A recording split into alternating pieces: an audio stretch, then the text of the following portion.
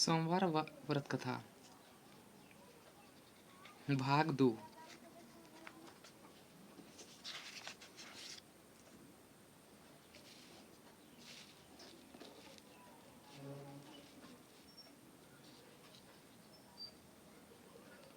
मैं इसके पुत्रों की प्राप्ति का वर देता हूँ, परंतु यह केवल 12 वर्ष तक ही जीवित रहेगा। इसके पश्चात, ये सब मैंने कह दिया था अगले भाग में, मैं यही पढ़ देता हूँ। परंतु यह केवल 12 वर्ष तक ही जीवित रहेगा। इसके पश्चात वह मृत्यु को प्राप्त हो जाएगा। इससे अधिक मैं और कुछ इसके लिए नहीं कर सकता। यह सब बातें शाहकोर सुन रहा था।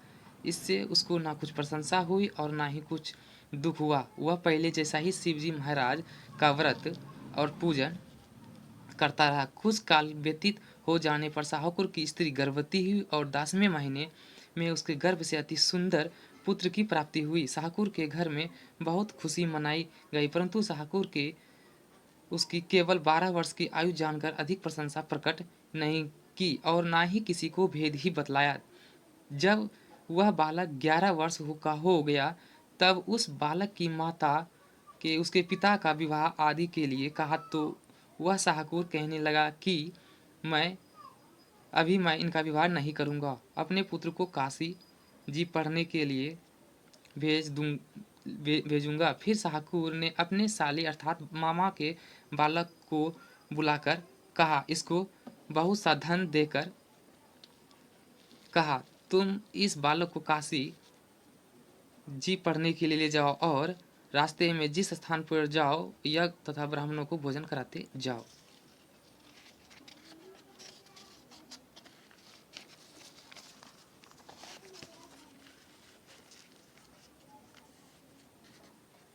वह दोनों मामा और भांजे यज्ञ करते और ब्राह्मणों को भोजन कराते जा रहे थे। मैं उनको एक शहर जा रहे थे। उनको एक शहर पड़ा। उस शहर में राजा की कन्या का विवाह था और दूसरे राजा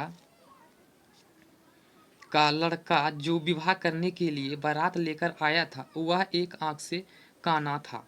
उसके पिता इस बात की बड़ी चिंता थी कि कहीं वर को देख कन्या के माता पिता पिता विवाह में किसी प्रकार की अड़चन पैदा ना कर दे।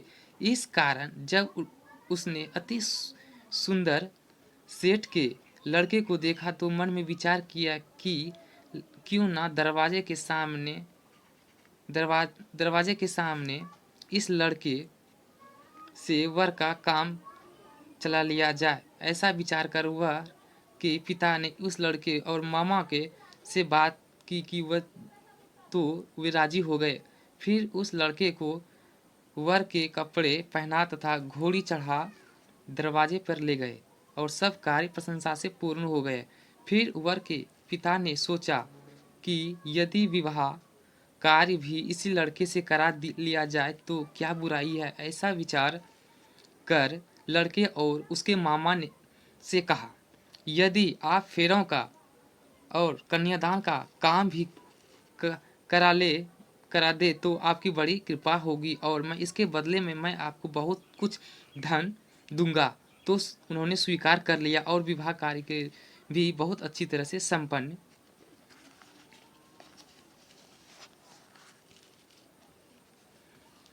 संपन्न हो गया।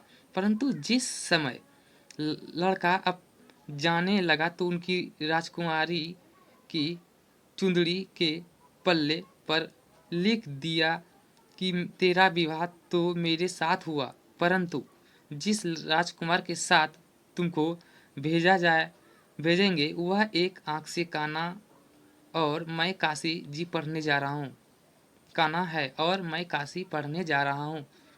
लड़के के जाने के पश्चात उस राजकुमारी ने जब अपनी चुनरी को पल्ले पर ऐसा लिखा हुआ पाया तो उसने राजकुमार के साथ जाने से मना कर दिया और कहा कि मेरा पति नहीं है, मेरा विवाह इसके साथ नहीं हुआ है। मेरा विवाह जिसके साथ हुआ वह तो काशी जी पढ़ने गया है। राजकुमारी की माता पिता ने अपनी कन्या को विदा नहीं किया और बारात वापस चली गई।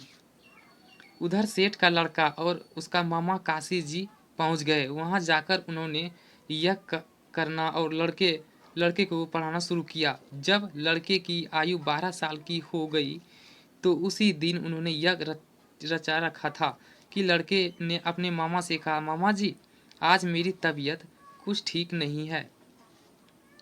मामा ने कहा, अंदर जाकर सो जाओ। लड़का अंदर जाकर सो गया और थोड़ी देर में उसके प्राण निकल गए। जब उनके मामा ने आकर देखा तो वह मुर्दा पड़ा था और उसको बड़ा दुख हुआ और उसने मन ही मन विचार किया। शेष भाग अगले वीडियो में।